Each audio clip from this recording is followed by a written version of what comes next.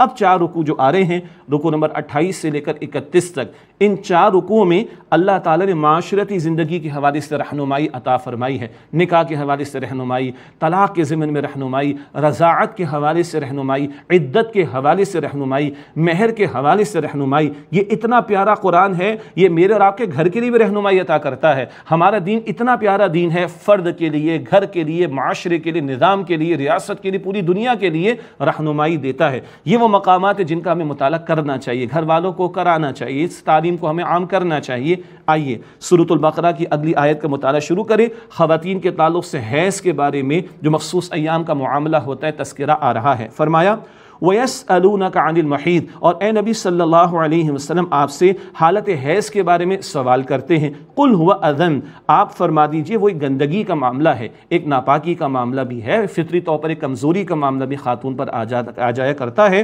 فرمایا کہ فَاعْتَزِلُوا النِّسَاءَ فِي الْمَحِيضِ، بس عورتوں سے علیحدہ رہو حالت حیض کے دوران میں۔ کیا مطلب علیحدہ رہنے سے؟ ایک اچھوت پن کا معاملہ تھا بعض مذاہب کے اندر کہ بالکل جنگل بیابان میں چھوڑ دو اور علیحدہ ہو جاؤ، یہ ایک انتہا ہے، اور دوسرا ہے کہ ان ایام میں بھی تعلق قائم کرتے، یہ دوسری انتہا کا معاملہ۔ نہیں، وہ جو زوجین کا بالآخر تعلق ہے وہ قائم کرنا منع، باقی ساتھ رہنا، کھانا پینا سونا دیگر معاملہ بالکل جائز ہیں۔ وہ حتمی تعلق زوجین کا، اس کی نفی کی جا رہی ہے اور اس کی ممانعت ہے۔ فَاعْتَزِلُوا النِّسَاءَ فِي الْمَحِيضِ، پس تم عورتوں سے الگ رہو حالت حیض میں۔ یہ اسلام کی اعتدال والی تعلیم انتہا پسندانہ رویوں سے جو دیگر مذاہب کے لوگوں نے اختیار کر رکھے ہیں، عورت کو اچھوت بنا دینا، اس کو کھلواڑ و تماشا بنا دینا، ان انتہاؤں سے اسلام بچاتا ہے اور اعتدال کی تعلیم عطا کرتا ہے۔ وَلَا تَقْرَبُوهُنَّ حَتَّى يَطْهُرْنَ، اور ان کے قریب نہ جاؤ یہاں تک کہ وہ پاک ہو جائیں۔ قریب جانے سے مراد وہی حتمی تعلق زوجین کا، وہ منع، باقی جیسے کہ میں نے عرض کیا کھانا پینا سونا وہ سب جائز اور حلال۔ فَإِذَا تَطَهَّرْنَ فَأْتُوهُنَّ مِنْ حَيْثُ أَمَرَكُمُ اللَّهُ، پس جب وہ پاک ہو جائیں تو ان کے پاس آؤ جہاں سے اللہ نے تمہیں حکم دیا ہے۔ جو فطری طریقہ تعلق قائم کرنے کا وہ طریقہ اختیار کیا جائے۔ انسان جانور نہیں ہے، انسان ہے، اشرف المخلوقات ہے، تو اللہ تعالیٰ نے اس کو طریقہ فطرت میں ودیعت کر دیا، اور جس کا ایک بڑا مقصد اولاد کا حصول بھی ہے، وہ فطری طریقہ اس کی طرح توجہ دلائی گئی۔ تو حالت حیض میں وہ تعلق منع، پاک ہو جائیں اس کے بعد تعلق قائم کر سکتے ہو۔ فَأْتُوهُنَّ مِنْ حَيْثُ أَمَرَكُمُ اللَّهُ، ان کے پاس آؤ جہاں سے اللہ نے تمہیں حکم دیا۔ اگلے الفاظ سنیں، بڑے پیارے، إِنَّ اللَّهَ يُحِبُّ التَّوَّابِينَ وَيُحِبُّ الْمُتَطَهِّرِينَ، بے شک اللہ تعالیٰ خوب توبہ کرنے والوں کو پسند فرماتا ہے اور خوب پاکیزگی اختیار کرنے والوں کو پسند فرماتا ہے۔ توبہ کے بارے میں مستقل کلام آگے آتا رہے گا، پاکیزگی کے بارے میں طہارت، ہمارا دین تو صفائی نصف ایمان ہے، بچپن سے حدیث شریف ہمیں یاد ہے، کس کو یاد نہیں ہے؟ اللہ توبہ کرنے والوں کو پسند فرماتا ہے اور اللہ خوب پاکیزگی اختیار کرنے والوں کو پسند فرماتا ہے۔ گناہوں سے بھی بچنا ہے، ظاہر کی بھی پاکیزگی اختیار کرنی، بدن کی پاکیزگی، کپڑوں کی پاکیزگی یہ بھی ضروری، اور باطن کی نحوست و گندگی ہے گناہوں کی وجہ سے، گناہوں سے پاک ہونا بھی ضروری۔ اللہ ہمیں توفیق عطا فرمائے۔ نساؤکم حرث لکم، تمہاری عورتیں تمہاری کھیتیاں ہیں۔ سبحان اللہ، اتنا پیارا کلام ہے۔ ان معاملات کو قرآن بڑے پیارے خوبصورت شائستہ انداز میں ہمارے سامنے رکھتا ہے، دنیا کا لٹریچر یہ مثالیں پیش نہیں کر سکتا۔ نساؤکم حرث لکم، تمہاری عورتیں تمہاری کھیتیاں ہیں۔ فأتوا حرثکم انا شئتم، پس تم اپنی کھیتی میں آؤ جہاں سے چاہو، لطف اندوزی اختیار کرو۔ ہاں، وقدموا لانفسکم، اور اپنے لیے آگے کی تدبیر کرو۔ اولاد کا حصول، بھئی کھیتی میں بیج ڈالا جاتا ہے کل فصل کے لیے نا، تو لطف اندوزی اختیار کرو، ٹھیک ہے، لیکن کل کی تدبیر کرو اولاد کا حصول۔ پہلے بھی کلام ہو چکا، اللہ کے رسول علیہ السلام نے ترغیب دلائی ہے کہ حصول کرے ایک بندہ مومن، زیادہ سے زیادہ اولاد کی تربیت کرے، صدقہ جاریہ بنائے، معاشرے کو اچھے افراد بھی پرووائڈ کرے، سب مقصود ہے، لیکن زوجین کے تعلق ایک اہم مقصد وَقَدِّمُوا لِأَنفُسِكُمْ، اور اپنے لیے آگے بھیجو، مراد آگے کی تدبیر کرو، اولاد کے حصول کی طرف اشارہ۔ وَاتَّقُوا اللَّهَ وَاعْلَمُوا أَنَّكُمْ مُلَاقُوهُ، اور اللہ تعالیٰ کا تقوی اختیار کرو اور تم جان لو کہ تم اللہ سے جلد ملاقات کرنے والے ہو۔ جی یقین ہے، اللہ سے ملاقات کا یقین ہے، یہ ہے جو اللہ تعالیٰ ہمیں توجہ دلا رہا ہے۔ وَبَشِّرِ الْمُؤْمِنِينَ، اور اے نبی صلی اللہ علیہ وسلم ایمان لانے والوں کو بشارت دے دیجئے، خوشخبری کن کے لیے؟ جو اطاعت کی روش اختیار کریں، تقوی کی روش اختیار کریں، اللہ کے ہاں اجر بھی، اللہ کے ہاں جنت بھی تیار۔ وَلَا تَجْعَلُوا اللَّهَ عُرْضَةً لِأَيْمَانِكُمْ أَن تَبَرُّوا وَتَتَّقُوا وَتُصْلِحُوا بَيْنَ النَّاسِ، اور اپنی قسموں کے لیے اللہ کے نام کو آڑ نہ بناؤ کہ تم حسن سلوک اور تقوی اختیار کرنے اور لوگوں کے درمیان صلح کرانے سے باز رہو۔ یہ بڑے پیارے کام ہیں۔ کیا کام؟ کہ تم حسن سلوک کرنا تمہیں چاہیے، تمہیں تقوی اختیار کرنا چاہیے، نیکی کرنی چاہیے اور لوگوں کے درمیان صلح کرانی چاہیے، لیکن کبھی اللہ کے نام کو آڑ نہ بناؤ۔ یعنی بعض لوگ کبھی جذبات کی رو میں بہہ جاتے ہیں، کہتے ہیں خدا کی قسم آئندہ میں ان کے درمیان کبھی صلح نہیں کراؤں گا، خدا کی قسم آئندہ میں نیکی کی دعوت نہیں دوں گا۔ نہیں بھائی، اس طرح اللہ کا نام استعمال نہ کرو کہ تم حسن سلوک نہیں کرو گے اور تم تقوی اختیار نہیں کرو گے اور تم لوگوں کے درمیان صلح نہیں کراؤ گے۔ ان کاموں کے حوالے سے تمہیں کام کرنا ہے اور اللہ کے نام کی قسم اس کو آڑ نہ بناؤ، ایسے کاموں سے، خیر کے کاموں سے رک جانے کے لیے۔ واللہ سمیع علیم، اور اللہ تعالیٰ خوب سننے والا، علم رکھنے والا ہے۔ ناظرین کرام، ایک وقفہ لیتے ہیں اور اس کے بعد انشاءاللہ سلسلہ جاری رہے گا دورہ ترجمہ قرآن کا۔ السلام علیکم ورحمۃ اللہ وبرکاتہ۔ ناظرین کرام، خوش آمدید کہتے ہیں۔ ماہ رمضان کی خصوصی نشریات کیو ٹی وی پر آپ لائیو دیکھ رہے ہیں۔ ہمارے پروگرام میں دورہ ترجمہ قرآن، نزول قرآن کے اس مبارک مہینے میں قرآن حکیم کی تلاوت ہم کرتے ہیں، سنتے بھی ہیں۔ اب یہ موقع ہے کہ قرآن پاک کا ترجمہ بھی سنیں، تشریح کو بھی جانیں۔ سورۃ البقرہ کا مطالعہ کر رہے ہیں، خاندانی زندگی کے بارے میں رہنمائی، خواتین سے متعلق معاملات بیان ہو رہے ہیں اور گھریلو زندگی کے بارے میں رہنمائی آ رہی ہے۔ مطالعہ شروع کر رہے ہیں سورۃ البقرہ کی آیت نمبر 225 سے۔ اعوذ باللہ من الشیطان الرجیم، بسم اللہ الرحمن الرحیم۔ لا یؤاخذکم اللہ باللغو فی ایمانکم ولکن یؤاخذکم بما کسبت قلوبکم۔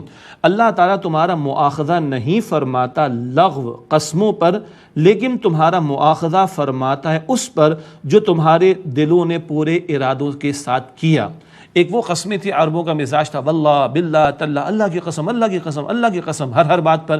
اس پر تو مؤاخذہ نہیں ہوتا، لیکن یہ کوئی اچھی بات نہیں ہے۔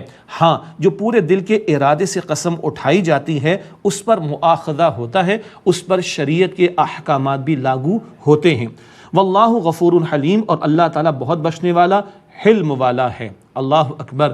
بندے اللہ کا کفر کرتے ہیں، شرک کرتے ہیں، نافرمانی کرتے ہیں، اللہ کا دیا ہوا کھاتے ہیں، اللہ اکبر، اللہ خالق، اللہ مالک، مگر اللہ فوراً پکڑ نہیں فرماتا، اللہ کا حلم، اللہ اکبر۔ اگلی آیت کریمہ میں خاص قسم کا تذکرہ، اس کو ایلا کہا جاتا ہے، ایلا۔ اب عورتوں سے متعلق معاملات آ رہے ہیں۔ عربوں میں ایک بری رسم تھی، ایک شخص اپنی عورت کے بارے میں طے کرتا، قسم اٹھا لیتا، میں اس کے پاس نہیں جاؤں گا، تعلق قائم نہیں کروں گا، وہ بیچاری لٹکتی رہ جاتی۔ یہ کیا بات ہے؟ زندگی اجیرن کر رہے ہو؟ اللہ تعالیٰ نے فرمایا کہ 4 مہینے کا ٹائم ہے، طے کرو، یا تو رجوع کرو یعنی معاملہ کنٹینیو کرو، ورنہ یہ معاملہ ختم ہو جائے گا۔ اس قسم کو ایلا کہا جاتا ہے۔ فرمایا للذین یؤلون من نسائہم تربص 4 اشہر، ان لوگوں کے لیے جو اپنی عورتوں کے پاس نہ جانے کی قسم اٹھاتے ہیں، انتظار کرنے کا معاملہ ہے 4 مہینے تک۔ فَإِن فَاءُوا، پھر اگر وہ رجوع کر لیں، فَإِنَّ اللَّهَ غَفُورٌ رَحِيمٌ، تو بے شک اللہ تعالیٰ بہت بخشنے والا، رحم فرمانے والا ہے۔ یہ عورتوں کی پروٹیکشن کی بات ہو رہی ہے۔ 4 مہینے مناسب ٹائم ہے، فیصلہ کر لو۔ اگر گزارا ساتھ کرنا ہے، مردوں کو کہا جا رہا ہے، تو اپنی بیویوں کے ساتھ رجوع کا معاملہ کرو۔ اس صورت میں قسم اٹھائی تھی وہ توڑنی ہوگی، قسم توڑی جائے گی، اس کا کفارہ دینا ہوگا۔ قسم کے کفارے کا بیان سورۃ المائدہ آیت نمبر 89 میں آئے گا، وہاں پڑھ لیں گے انشاءاللہ۔ تو یہاں شکل کیا ہے؟ 4 مہینے ہیں، رجوع کرو تو قسم ٹوٹے گی، قسم توڑنے کا کفارہ ادا کرو، رجوع کر لو، اور اگر نہیں تو آگے فرمایا وَإِنْ عَزَمُوا الطَّلَاقَ فَإِنَّ اللَّهَ سَمِيعٌ عَلِيمٌ، اور اگر انہوں نے طلاق کا ارادہ ہی کر لیا تو بے شک اللہ تعالیٰ خوب سننے والا، علم رکھنے والا ہے۔ اس کی تفصیلات تفاسیر میں دیکھیے گا، فقہ حنفی میں، اور ایک رائے یہ بیان ہوئی ہے کہ اگر وہ 4 مہینے میں رجوع نہیں کرتا تو پھر یہ طلاق واقع اور یہ نکاح کا معاملہ ختم ہو جائے گا اور عورت کہیں اور بھی نکاح کر سکے گی۔ مزید تفصیلات ان فقہی مسائل کی وہ آپ تفاسیر میں دیکھیے گا۔ یہ پروٹیکشن ہے جو اللہ تعالیٰ عورتوں کے تعلق سے عطا فرما رہا ہے، اور یہ بری رسموں کا اللہ تعالیٰ نے یوں خاتمہ فرمایا۔ اب عورتوں کے تعلق سے مزید بیانات آ رہے ہیں، طلاق کے حوالے سے ذکر آ رہا ہے اور اس کی عدت کا تذکرہ اور دیگر مسائل کا بیان آئے گا۔ والمطلقات یتربصن بانفسہن 3 قروء، اور طلاق یافتہ عورتیں اپنے آپ کو روکے رکھیں 3 حیض تک۔ یہ ان کی عدت کی مدت کا تعین کیا جا رہا ہے، 3 حیض تک۔ باقی کچھ احکامات 28 پارے میں سورہ طلاق میں آئیں گے. وہ خواتین جن کو حید نہیں آتا ان سے متعلقہ تفصیل، وہ 3 مہینوں کا معاملہ، وہ تفصیل ہم پڑھیں گے انشاءاللہ سورہ طلاق میں، وہاں کچھ اور احکامات آئیں گے. یہاں فرمایا طلاق یافتہ عورتیں اپنے آپ کو روکے رکھیں، مراد یہ عدت کا معاملہ 3 حیض تک. ولا يحل لهن ان يكتمن ما خلق الله في ارحامهن ان كن يؤمن بالله واليوم الاخر، اور ان کے لیے جائز نہیں کہ وہ چھپائیں وہ جو اللہ تعالیٰ نے ان کے رحموں میں پیدا فرمایا اگر وہ ایمان رکھتی ہیں اللہ تعالیٰ اور آخرت کے دن پر. ہمارے دین میں نسب کی بڑی اہمیت، کوئی بچہ یا بچی کون اس کا باپ ہے اس کی بڑی اہمیت ہے. شریعت کے بہت سارے احکامات اس کے مطابق پھر لاگو ہوتے ہیں، تو ان کے لیے جائز نہیں اگر وہ رحم میں بچے یا بچی کی ولادت کا بلکہ پرورش کا عمل شروع ہو گیا تو اس کو چھپانا جائز نہیں. یہ کون؟ وہ جو اللہ اور آخرت پر ایمان رکھتی ہیں. یہ ہے اصل تربیت جس کی ضرورت ہے. قرآن پاک سے جڑنا ایمان کی آبیاری ہوگی، ایمان کی محنت ہوگی تو ان احکامات کا لحاظ ہوگا. ابھی آگے ہم دیکھیں گے انہی رکوعوں میں، یہ 4 رکوعوں کا ذکر ہوا تھا 28، 29، 30، 31. اس مقام پر بار بار ایمان کا اور اللہ کے خوف کا ذکر آ رہا ہے. اللہ کا خوف دلوں میں نہ ہو تو گھر ٹھیک نہیں رہ سکتے، گھر سدھر نہیں سکتے، برباد ہو سکتے ہیں، اس لیے ذکر آیا. آگے فرمایا وَبُعُولَتُهُنَّ أَحَقُّ بِرَدِّهِنَّ فِي ذَلِكَ إِنْ أَرَادُوا إِصْلَاحًا، اور ان کے شوہر ان کی واپسی کے زیادہ حقدار ہے اس مدت میں اگر وہ بہتری یعنی حسن سلوک کرنا چاہیں. 1 طلاق کی حد تک، 2 طلاق کی حد تک رجوع کا امکان ہے. یہ شوہر کو حق دیا گیا، وہ طلاق دے سکتا ہے. عورت طلاق مانگ سکتی ہے جس کو خلع کہتے ہیں، وہ بعد میں ذکر آئے گا انشاءاللہ.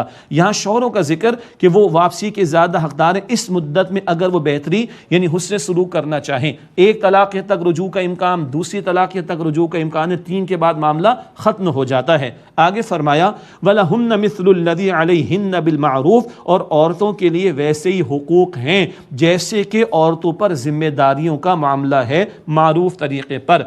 اللہ تعالیٰ نے جس طرح کے حقوق عورتوں کے دیے، ذمہ داریاں بھی اسی طرح کی ان پر ڈالی. کفالت کی ذمہ داری مرد پر ڈالی، عورت پر نہیں ڈالی. اس طرح بھی اشارہ ہو رہا ہے. ہاں وَلِلرِّجَالِ عَلَيْهِنَّ دَرَجَةٌ، اور مردوں کو ان پر ایک درجہ برتری حاصل ہے. یہ برتری کوئی اس معنی میں نہیں کہ عورت کو ڈی گریڈ کیا جا رہا ہے، نہیں، گھر کا کفیل سربراہ مرد کو بنایا گیا. یہ بات سورۃ النساء آیت 34 میں بھی آئے گی انشاءاللہ. مشہور آیت ہے، مردوں کو تو خوب یاد ہے، آج کل عورتوں کو بھی یاد ہے. الرجال قوامون علی النساء، مرد عورتوں پر قوام ہیں. وہ مقام آئے گا تو تفصیل آپ کے سامنے رکھیں گے، مگر یہ فیصلے اللہ نے فرمائے ہیں. وَلِلرِّجَالِ عَلَيْهِنَّ دَرَجَةٌ، اور مردوں کو ان عورتوں پر ایک درجہ برتری حاصل ہے. یہ برتری اس لیے کہ وہ مہر بھی مرد دیتا ہے، کفالت بھی مرد کرتا ہے، بچوں کی کفالت بھی مرد کے ذمے ہے، سربراہ خاندان اس کو بنایا گیا. باقی نیکی کا میدان، اخلاقیات میں میدان، آخرت کمانے کی تیاری کا میدان مرد عورت دونوں کے لیے کھلا ہوا ہے. واللہ عزیز حکیم، اور اللہ تعالی غالب ہے، حکمت والا ہے.